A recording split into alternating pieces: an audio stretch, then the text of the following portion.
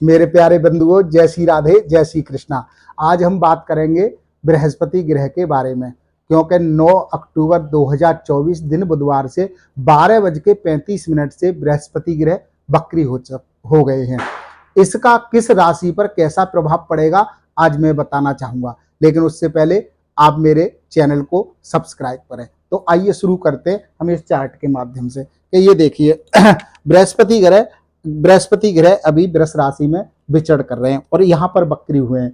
तो वक्री होने के कारण ये सारी राशियों पर नाना प्रकार से ये सुख दुख की प्राप्ति करवाएंगे। वैसे बृहस्पति ग्रह को शुभ ग्रह माना गया और ये वक्री हो जाता है तो और ज्यादा अच्छा फल देता और बढ़िया शुभ हो जाता है। तो लेकिन किन्हीं राशि वालों को ये परेशान भी करता है। तो अब बात करूंगा मैं सबसे पहले वृष राशि के बारे में कि वृष राशि में बैठे तो वृष राशि इनकी शत्रु राशि है। वृष राशि शत्रु ग्रह की, क्योंकि वृष राशि के स्वामी शुक्रदेव हैं और शुक्रदेव की और बृहस्पति की आपस में शत्रुता है। उसके कारण ये बृहस्पति ग्रह वालों को थोड़ी सी दिक्कतों का सामना करना पड़ेगा। बृहस्पति ग्रह वालों को थोड़ी सी धर्म कर्म से अरुचि हो सकती है।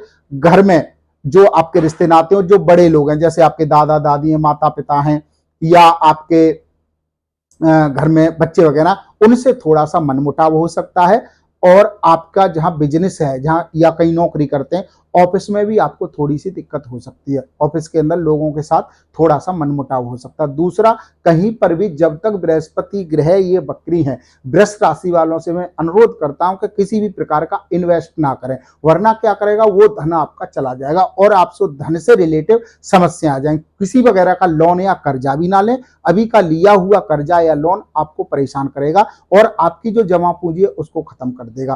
किसी भी प्रकार का भूमि भवन वाहन संबंधी भी कोई कार्य ना करें। नया मकान ना बनाए। अभी नए मकान, अगर आपका मकान पहले बनना चालू है उसमें कोई दिक्कत, लेकिन नया मकान ना बनाए, नई भूमि ना खरीदें और नया वाहन ना खरीदें जब तक शनिदेव वक्री हैं। वक्री यहाँ पर ये वृष राशि, तो ये वृष राशि वालों एक काम कर लें, वृष राशि वाले के किसी भी शुक्रवार के दिन मीठे चावल बना करके उसमें थोड़ी सी केसर डाल करके, थोड़ी सी हल्दी डाल करके, पीले चावल बना करके शुक्रवार के दिन, और कन्याओं के लिए और या स्त्रियां जो बैरागिनी या विधवा हैं या जो भगवान के नाम में ज्यादा लीन रहती हैं, उन स्त्रियों के लिए ये चावल अगर बांटते हैं तो आपको बहुत ज्यादा फायदा मिलेगा, बेनिफिट मिलेगा, आनंद भी मिलेगा और आपको जो परेशानियां वो नहीं आएंगी। अब बात करता हूं मैं आगे, क्योंकि अब इसकी 3 दृष्टियों से बृहस्पति देखता है। एक तो 5वीं दृष्टि बृहस्पति की पड़ती है, दूसरी 7वीं दृष्टि पड़ती है, तीसरी 9वीं दृष्टि पड़ती है। तो अब ये अलग अलग राशियों पर क्या क्या प्रभाव करेगा बताओ। तो वृष राशि वालों के लिए दूसरी है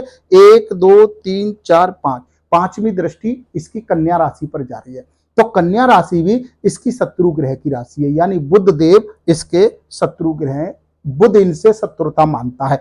तो अब इनकी दृष्टि कन्या राशि पर पड़ेगी और कहां पड़ेगी, 1 2 3 4 5 6, छठे भाव पर दृष्टि पड़ने के कारण इस राशि वालों के लिए थोड़ी सी जो है शत्रुता, जो इनके गुप्त शत्रु हैं वो इस समय हावी हो जाएंगे। जब तक ये बृहस्पति देव वक्री रहेंगे तब तक इनका जो शत्रु है, गुप्त शत्रु, छुपे हुए शत्रु या जो इनका बुरा चाहते हैं वो थोड़े से हावी हो जाएंगे। रोग बीमारी भी आपको लिवर से संबंधित बीमारी, मांसपेशियों से संबंधित बीमारी व हृदय से संबंधित बीमारी रहेंगी। तो इसके लिए थोड़ा सा परहेज रखें। शाम को ठंडी चीजों को सेवन ना करें, शत्रुता हो सकती है। दूसरा, आपको क्या कर, आपके मामा वगैरह हैं उनको भी आपको परेशानी हो सकती है, उनसे किसी भी प्रकार का लड़ाई झगड़ा मामा से और सालों से ना करें, नहीं तो ये आपका जो छठा 5वीं दृष्टि पड़ रही है ये आपको थोड़ी सी दिक्कत कर देगा। इसके लिए आप एक काम करें कि हर बुधवार के दिन और गाय के लिए हरा पालक या अपने वजन के बराबर हरा चारा हर महीने में शुक्ल पक्ष के बुधवार को अपने वजन के बराबर हरा चारा या आप हरी मूंग की दाल और पालक या सप्त अनाज, ये किसी गौशाला में पीली गाय हो तो उसके लिए बहुत बढ़िया, वरना किसी भी गाय को आप ये खिला सकते हैं। हर महीने में एक बार उपाय करें, आपको किसी भी प्रकार की परेशानी नहीं हो। अब बात करता हूं मैं आगे, 5वीं दृष्टि यहां पड़ रही है 6 7, 7वीं दृष्टि इसकी 8वीं राशि में पड़ रही है जो कि मित्र राशि है। तो ये आपको वृश्चिक राशि वालों का निश्चित रूप से फायदा होगा।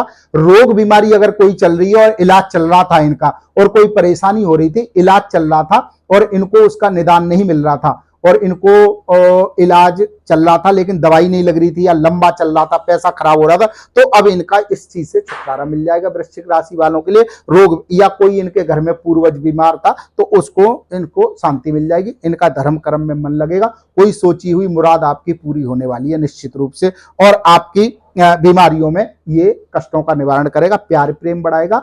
ये कर लें। फिर भी आप एक काम करें कि हर बृहस्पतिवार को या मंगलवार को आप केसर सिंदूर में केसर मिला करके, रगड़ के अच्छे से केसर मिला करके और हनुमान जी के इसका मस्तिष्क पर और सीने पर दोनों जगह अगर लेप करते हैं और वहां से लेकर के अपने ऊपर टीका लगाते हैं और बेसन की बनी हुई मिठाई हनुमान जी को भोग लगाते हैं तो आपको और ज्यादा फायदा मिलेगा और आपको बहुत ज्यादा बेनिफिट होगा। दूसरी बात करता हूं अब मैं 7, 8, 9, 9वीं दृष्टि इसकी मकर राशि पे जा रही है।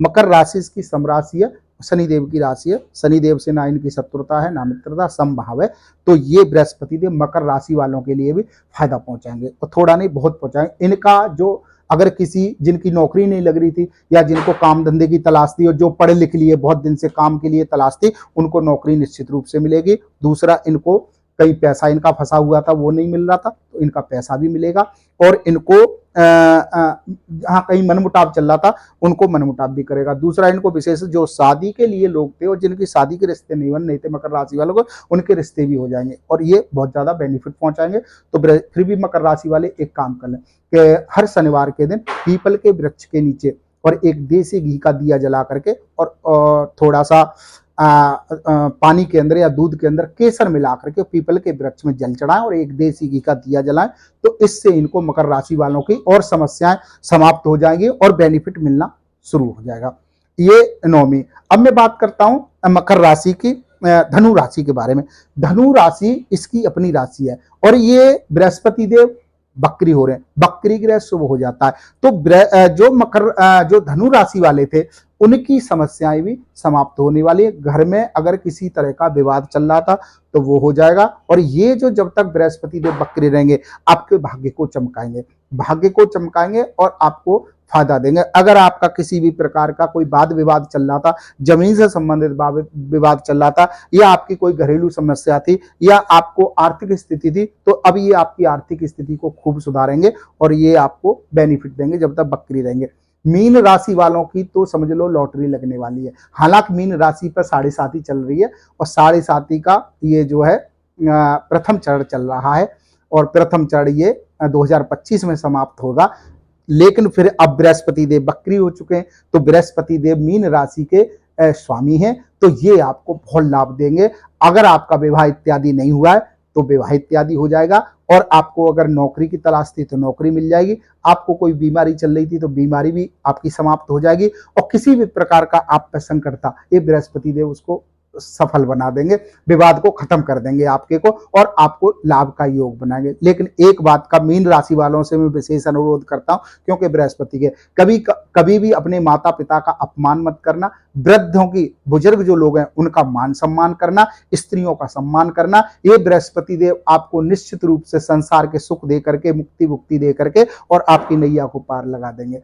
फिर भी बृहस्पति जो मीन राशि वाले लोग हैं वो एक उपाय कर लें।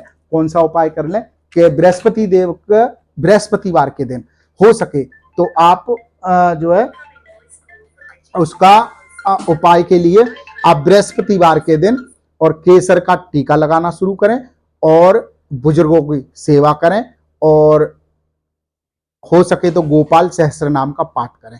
इतना ही कह करके मैं बृहस्पति देव की गणना के बारे में आपको बताया। जय श्री राधे, जय श्री कृष्ण। अधिक जानकारी के लिए आप हमसे संपर्क भी कर सकते हैं, अपनी कुंडली का विश्लेषण भी करवा सकते हैं या कोई भी आप अपने घर में अनुष्ठान पूजा पाठ करा सकते हैं। किसी भी काम के लिए हमसे संपर्क कर सकते हैं। हम वेद रीति से, वेदोक्त विधि से सारे कर्म करते हैं।